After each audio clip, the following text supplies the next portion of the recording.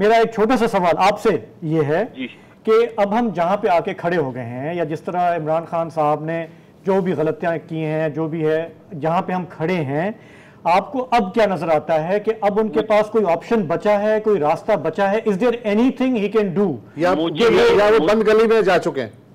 देखिए वुसअत और शाहजेब, मुझे ये लग रहा है, हो सकता है मैं गलत हूँ, मुझे लग रहा है पीटीआई को इलेक्शन से बाहर नहीं किया जाएगा।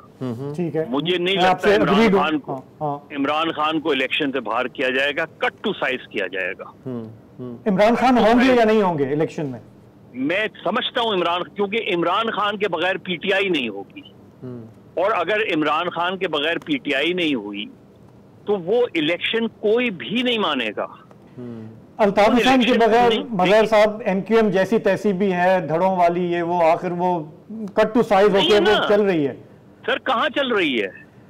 आप ये देखें ना, अब लोकल बॉडीज इलेक्शन जो है, जिसकी एमक्यूएम की सारी एमक्यूएम लोकल बॉडीज इलेक्शन में इसी तरह की एमक्यूएम तो चाहिए थी सर। वही तो पीपल्स पार्टी को 17 सीटें दे के बैठाया गया था ना। जी 97 में 17 सीटें लेके बैठी थी ना। तो अगर हम इसी तरह अगर कुछ पीटीआई के साथ हुआ, क्या उन इलेक्शंस की क्रेडिबिलिटी बनेगी? वही सिलसिला चलता रहेगा, वही पुराना स्क्रिप्ट चलता रहेगा, जो तब्दीली का फिल्म का स्क्रिप्ट तब्दील हो जाएगा।